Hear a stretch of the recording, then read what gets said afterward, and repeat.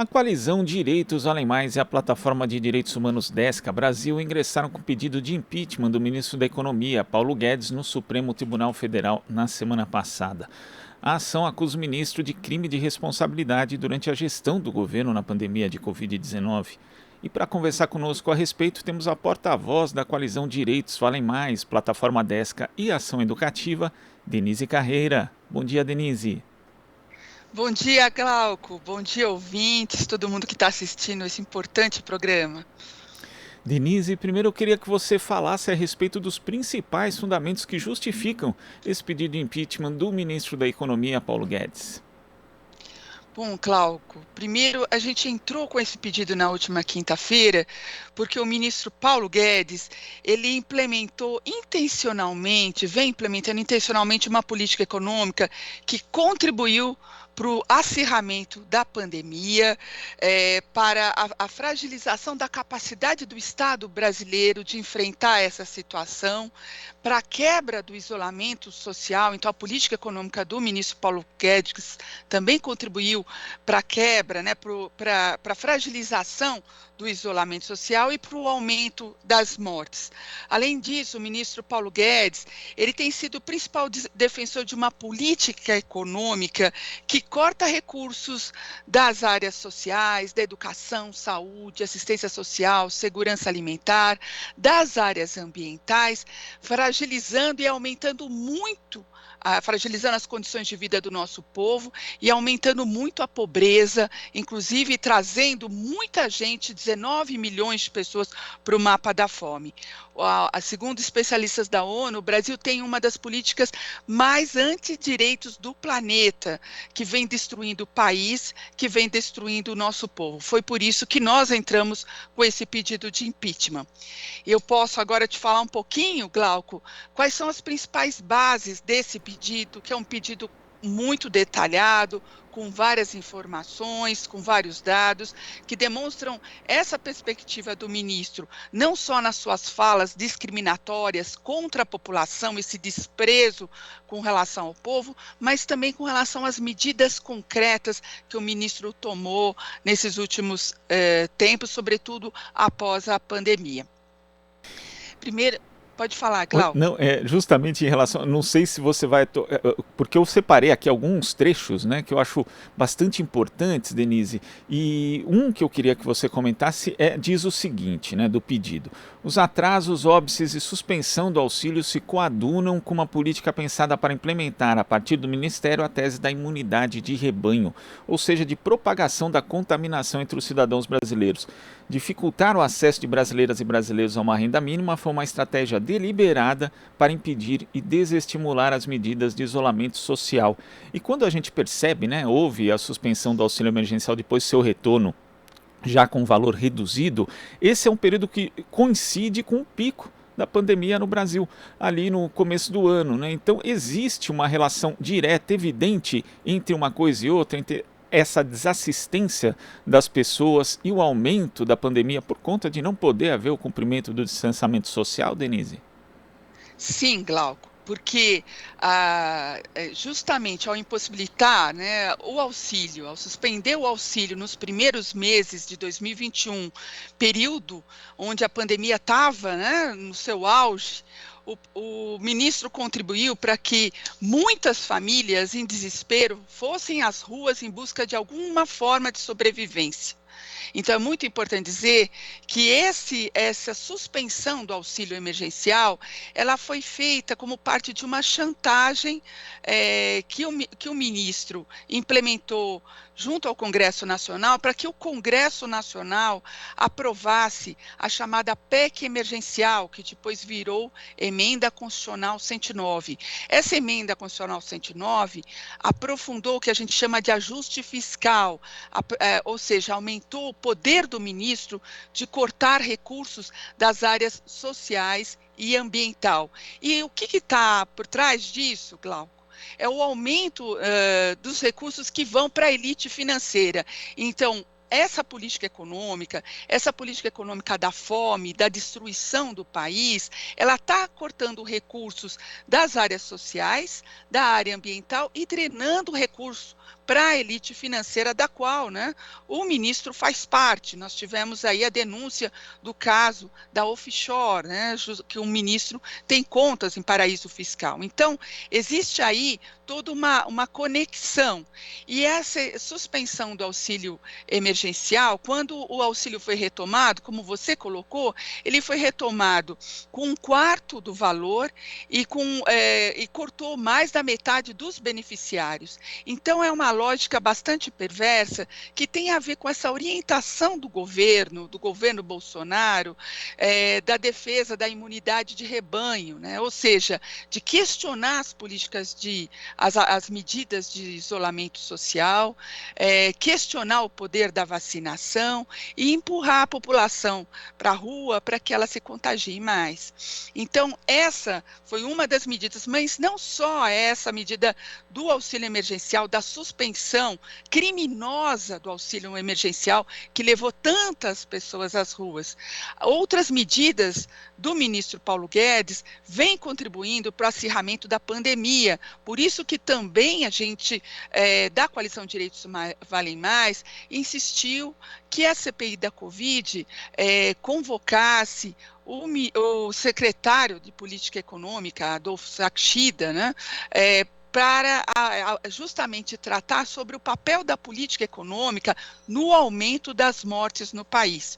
Bom, mas para além do auxílio emergencial, o que mais o ministro fez? Nós levantamos várias medidas, vários absurdos que o ministro Paulo Guedes, que é um super ministro, é um ministro que tem autonomia no governo Bolsonaro, ele propôs e tocou para frente. Então, que medidas foram essas? O ministro também propôs para o Congresso Nacional, em 2020, uma proposta orçamentária, de lei de diretrizes orçamentárias, que não considerava a pandemia. Então, nessa perspectiva negacionista de que a pandemia continuaria, ou seja, a gente sabe que os efeitos da pandemia não são efeitos só de curto prazo, são de médio e longo prazo.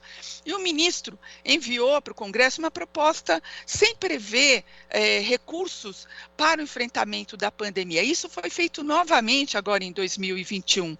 Então, uma perspectiva de negar a pandemia. Isso é um ponto muito importante. Outra coisa que o ministro fez foi criar vários obstáculos para a transferência de recursos para municípios e estados, implementar as ações do SUS, do Sistema Único de Saúde. Então, também o Ministério da Economia, coordenado pelo ministro Paulo Guedes, atuou para criar problemas para o SUS, para o nosso SUS, que foi tão e tem sido tão fundamental no enfrentamento da pandemia.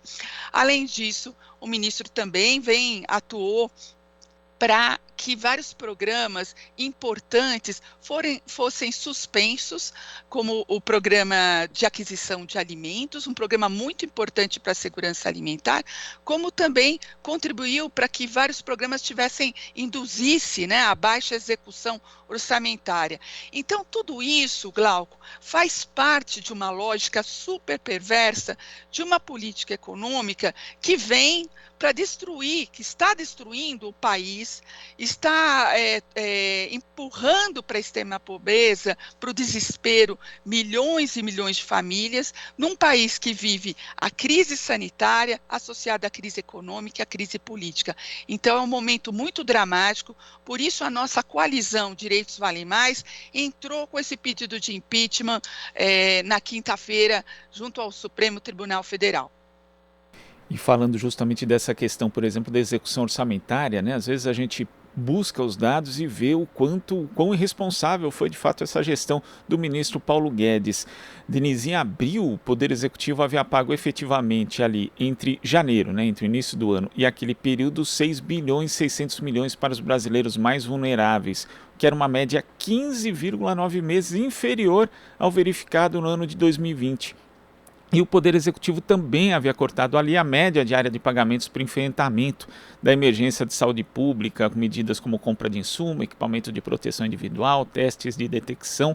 E isso a gente está falando em abril, quando a média móvel de mortes pela Covid-19 estava acima de 1.000.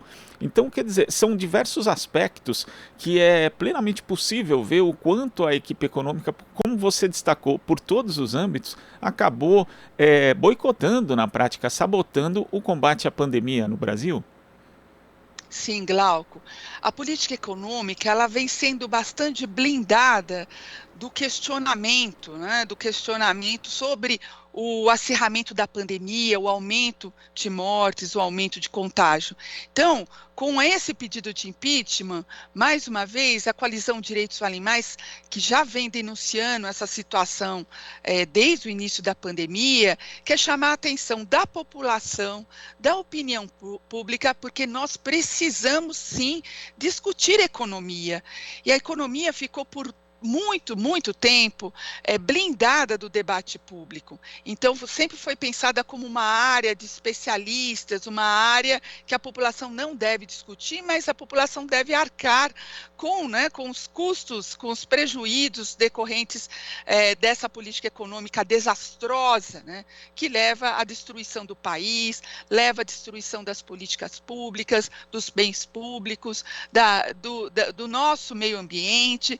Então, tem toda uma lógica perversa, inclusive nos grandes jornais, na mídia, que silencia sobre o papel da política econômica e, sobretudo, com relação ao fato que esse dinheiro que está sendo cortado das políticas sociais, né, da política ambiental, nós estamos falando agora do veto, né, aqui você estava abordando o veto do governo Bolsonaro com relação ao programa de distribuição de absorventes. Então, sempre é a população prejudicada, principalmente a população mais pobre, a população negra, a população indígena.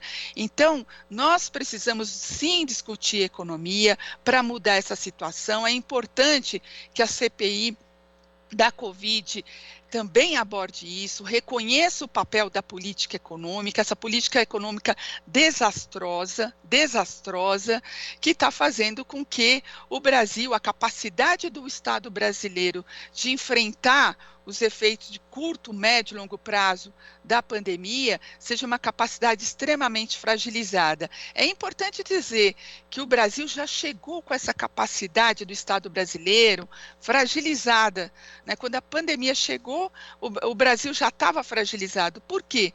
Porque nós temos a chamada emenda do teto de gastos, a emenda constitucional 95, aprovada após o golpe institucional em dezembro de 2016, que fragilizou, que cortou bastante os recursos das áreas sociais e ambientais. Então, o Brasil, quando a pandemia chega aqui, o Estado brasileiro já está fragilizado e com as políticas que foram implementadas sob liderança do ministro Paulo Guedes, o país ficou ainda mais frágil para lidar com a pandemia, fazendo com que a gente chegasse nesse número gigantesco de mortes. Então, esse é uma das grandes preocupações e é o centro da atuação da coalizão Direitos Valem Mais. E Denise, você falou a respeito do pedido, né, de convocação do secretário de Política Econômica do Ministério da Economia, Adolfo Sachida, para ir à CPI da Covid. Inclusive, na última sessão, o senador Randolfo Rodrigues, que é vice-presidente da comissão, voltou a defender a sua convocação, mas no final das contas a gente sabe que a CPI ela prestou trabalhos muito importantes, né, porque acabou forçando o governo também, por exemplo, a acelerar a campanha de imunização, trouxe à tona diversos fatos que agora as pessoas sabem a correlação entre a má gestão do governo e o número de mortes que a gente tem, mas faltou ouvir alguém ali da equipe econômica ou o próprio ministro da Economia, Paulo Guedes? Com certeza, Glauco. A CPI tem um papel histórico um papel muito importante nesse contexto de desastre, né, que a gente vive no país, de destruição do país. Inclusive, na carta que a Coalizão Direitos Valem Mais enviou à CPI, nós reconhecemos a importância do trabalho que tem sido feito, a coragem dessa equipe de senadores que vem liderando essa investigação tão importante para o nosso país. Mas chamamos a atenção de que é necessário enfrentar o debate sobre o lugar da política econômica no acirramento da pandemia, nessa política desastrosa, né, de estímulo à imunidade de rebanho, a quebra do isolamento social, né? Então, nós chamamos a atenção para isso, que precisamos falar sobre economia. Não podemos manter essa blindagem da política econômica desastrosa e que vem, né? Inclusive, é importante dizer que o ministro Paulo Guedes também defendeu que o orçamento de guerra não fosse mantido. O orçamento de guerra foi uma medida tomada em 2020 que flexibilizou, né, vários regimes para que o país pudesse gastar mais, investir mais recursos no enfrentamento da pandemia. O ministro Paulo Guedes também questionou a continuidade do orçamento de guerra em 2021. Ou seja, um conjunto de medidas que mostram, né, a desresponsabilização da economia, do ministro da Economia, com o povo brasileiro, com o enfrentamento do desemprego, da fome que cresce de forma assustadora em todo o país, com os efeitos, como eu disse, da pandemia. Então, é uma situação bastante terrível, dramática que o país atravessa, e nós, inclusive, pela Coalizão Direitos Valem Mais, há cerca de um mês, nós apresentamos uma denúncia na Comissão Interamericana de Direitos Humanos da OEA sobre a política econômica, o papel da política econômica no crescimento do número de mortes, no crescimento do número de pessoas contagiadas. Nós temos que falar sobre isso no país e buscar medidas. E nós, Glauco, nós estamos nesse momento, né, entramos com um pedido de impeachment junto ao STF. Então, quais são os passos agora, né? Então, nós pedimos ao Supremo Tribunal Federal que convoque a Procuradoria-Geral da República para que ela abra uma investigação sobre o papel do ministro da Economia nesse contexto da pandemia, né? Então, isso é muito importante. Um segundo passo que o STF, caso a PGR não convoque, não inicie essa investigação, que o STF reconheça a legitimidade da nossa articulação, Coalizão Direitos Valem Mais, e da plataforma DESCA, que são as nossas duas articulações que são proponentes desse pedido, que ele reconheça a legitimidade dessas articulações de sociedade civil, que representam mais de 200 organizações, com instituições acadêmicas, fórum de gestores públicos, entidades sindicais, ONGs reconhecidas nacional e internacionalmente, movimentos sociais, que o STF reconheça a legitimidade dessas articulações, reconheça a legitimidade nacional e internacional para esse pedido, né, para que seja sujeito desse pedido. E caso o ministro relator desse pedido não reconheça, que nós pretendemos também entrar com recurso para que o nosso pedido possa ir a plenário no STF. Então, um pouco é essa a nossa estratégia, os passos, né, desse pedido dentro do STF, e nós temos muita esperança que as ministras e os ministros do STF acolham o nosso pedido de impeachment, e que a gente possa ter consequência dessa iniciativa da sociedade civil, dessa iniciativa que visa chamar a atenção da opinião pública, do país, das instituições, para a necessidade de dar um basta a essa política econômica que está destruindo o nosso povo, o nosso país. E nós vamos acompanhar o andamento desse pedido de impeachment do ministro Paulo Guedes. Denise, muito obrigado pela sua participação aqui no Jornal Brasil Atual. Até a próxima. Muito obrigada pela oportunidade, Glauco, e convido todas as pessoas, instituições a conhecerem a nossa coalizão Direitos Valem Mais.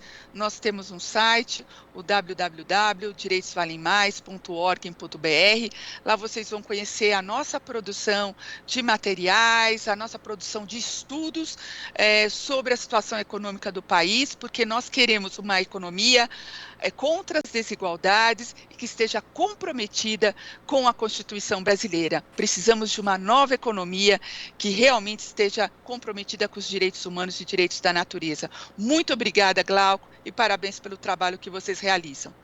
Gente que parabeniza vocês pela iniciativa. Conversamos aqui com a porta-voz da coalizão Direitos Valem Mais, plataforma Desca e Ação Educativa, Denise Carreira. Você está ouvindo Jornal Brasil Atual. As notícias que os outros não dão.